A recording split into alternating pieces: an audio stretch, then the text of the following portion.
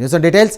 మహారాష్ట్ర రాజకీయాల్లో ఒక ఆసక్తికర పరిణామం చోటు చేసుకుంది. వచ్చే ఏడాది జనవరిలో పింప్రి చించ్వాడ్ స్థానిక సంస్థకు ఎన్నికలు జరగనున్నాయి. ఈ నేపథ్యంలో శరద్ పవార్ నాయకత్వంలోని నేషనలిస్ట్ కాంగ్రెస్ పార్టీ అలాగే అజిత్ పవార్ సారథ్యంలోని నేషనలిస్ట్ కాంగ్రెస్ పార్టీలు కలిసిపోయాయి. పింప్రి చించ్వాడ్ ఎన్నికల్లో ఈ రెండు పార్టీలు కలిసి పోటీ చేస్తాయి. కాగా ఉమ్మడి నేషనలిస్ట్ కాంగ్రెస్ పార్టీ 2023లో చీలిపోయిన సంగతి తెలిసిందే.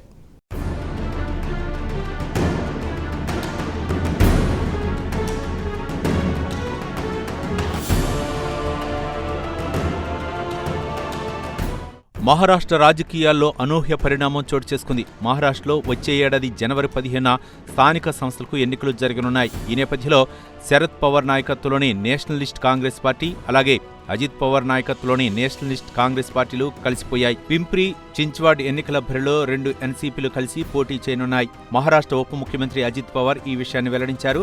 అంతేకాదు సదరు కొత్త కూటమికి సీనియర్ నేత శరద్ పవార్ నాయకత్వం వహిస్తారని కూడా అజిత్ పవార్ వెల్లడించారు.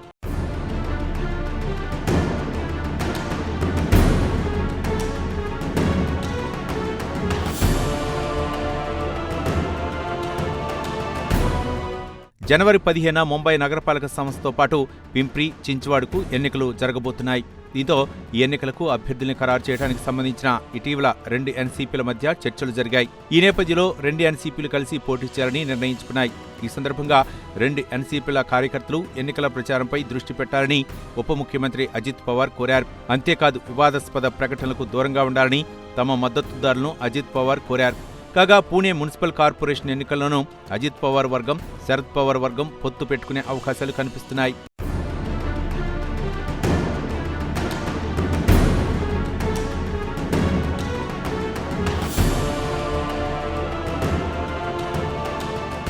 ఇదిలా ఉంటే రాజకీయ దిగ్గజం శరద్ పవార్ నాయకత్వంలోని నేషనలిస్ట్ కాంగ్రెస్ పార్టీ 2023లో నెట్ట నిలువునా చీలిపోయింది.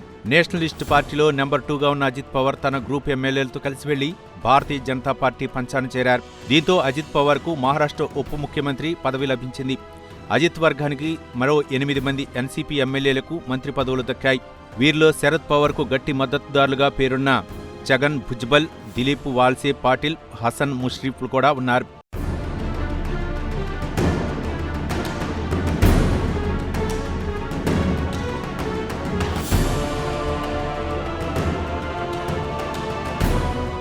కాగా సుప్రియా సూలే కారణంగా నేషనలిస్ట్ కాంగ్రెస్ పార్టీని అజిత్ పవార్ చీల్చారన్నది ఒక వాదన. వాస్తవానికి అజిత్ పవార్ ఎన్సీపీ అధినేత శరద్ పవార్కు దగ్గరి బంధువు. ఇదిలా ఉంటే శరద్ పవార్ బిడ్డ సుప్రియా సూలే కొంతకాలంగా నేషనలిస్ట్ కాంగ్రెస్ పార్టీలో బలమైన నేతగా ఎదుగుతున్నారు. అంతేకాదు కొంతకాలంగా సుప్రియా సూలే ఎన్సీపీ రాజకీయాల్లో దూసుకుపోతున్నారు. మహారాష్ట్ర రాజకీయాల్లో ఆమె చురుగ్గా పాల్గొంటున్నారు. ఒక దశలో శరద్ పవార్ రాజకీయ వారసురాలు సుప్రియోనే అనే ప్రచారం కూడా నడిచింది. ఈ పరిణామం అజిత్ పవార్కు మింగుడు పడలేదన్నది రాజకీయ పండితుల విశ్లేషణ.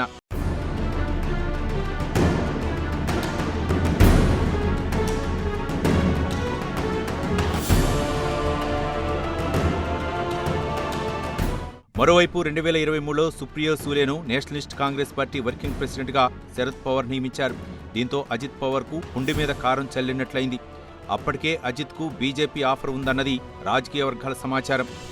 దీంతో శరద్ పవార్తో ఇక తాడో పేడో తేల్చుకుందామని అజిత్ నిర్ణయించుకుని బీజేపీకి దగ్గరైనట్లు ముంబై పొలిటికల్ సర్కిల్స్ టాక్.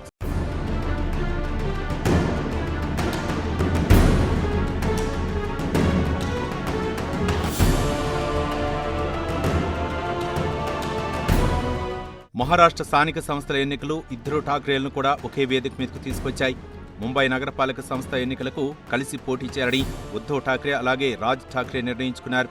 వీరిలో ఉద్ధవ్ ఠాక్రే శివసేనలోని ఒక వర్గానికి నాయకుడు కాగా రాజ్ ఠాక్రే మహారాష్ట్ర నవనిర్మాణ సేన పేరుతో స్వంత పార్టీ నడుపుతున్నారు.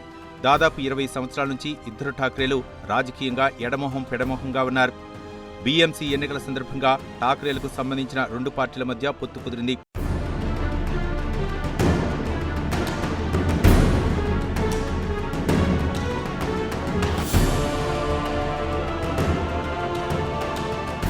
ఏది ఏమైనా మహారాష్ట్ర స్థానిక సంస్థల ఎన్నికలు విడిపోయిన వారిని మరోసారి కలుపుతున్నాయి.